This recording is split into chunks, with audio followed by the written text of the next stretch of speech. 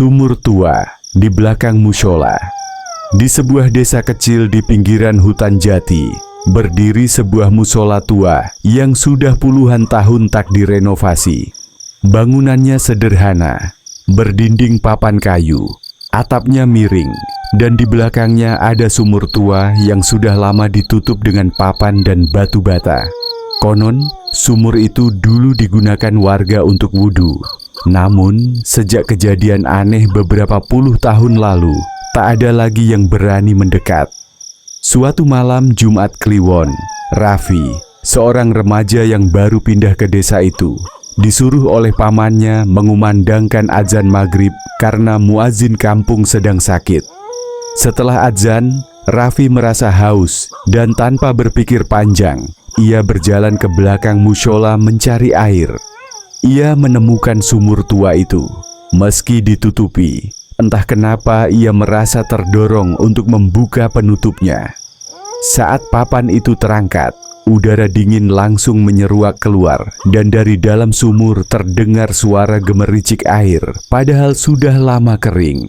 Raffi menunduk, dan di dasar sumur ia melihat bayangan seseorang sedang berdiri menatap ke atas, menatap dirinya.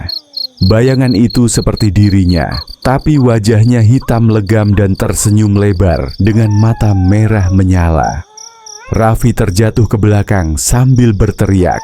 Tapi yang aneh, dari arah dalam sumur terdengar suara azan. Suaranya sama persis dengan suara Raffi barusan. Warga datang berlarian mendengar teriakannya. Namun saat mereka tiba, Raffi hanya duduk terpaku di tanah.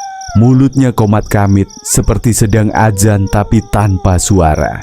Sejak malam itu, mushola itu tak pernah lagi digunakan untuk azan. Dan setiap malam Jumat Kliwon, warga mengaku masih mendengar suara azan dari arah sumur tua itu, meski sudah ditutup dengan semen. Beberapa tahun berlalu sejak malam itu, mushola tua di pinggir desa dibiarkan kosong. Catnya mengelupas, gentingnya runtuh satu persatu. Tapi warga tetap tidak berani merobohkannya. Mereka takut mengusik sesuatu yang bersemayam di sana. Sampai suatu hari Pak Ustadz Hasan, seorang guru ngaji dari luar desa, datang dan berniat membersihkan mushola itu agar bisa dipakai lagi. Warga sudah memperingatkan, terutama soal sumur di belakangnya. Tapi beliau tak percaya hal-hal mistis. Setan tidak bisa menakuti orang yang beriman, katanya sambil tersenyum. Dengan beberapa pemuda, ia mulai membersihkan mushola. Siang itu, panas terik menyengat. Saat mereka tiba di belakang, Pak Ustadz menatap sumur tua yang tertutup semen. Entah mengapa, meski semen itu sudah retak, dari sela-selanya keluar uap air dingin, dan terdengar samar seperti bisikan seseorang melantunkan azan dengan suara serak. Pemuda-pemuda langsung mundur, tapi Pak Ustadz mendekat. "Biar saya buka sedikit, mungkin ada tikus mati di dalam," katanya. Begitu pahatnya memecah semen pertama, angin dingin langsung berhembus kencang dari lubang kecil itu. Suara azan makin jelas, tapi nadanya salah.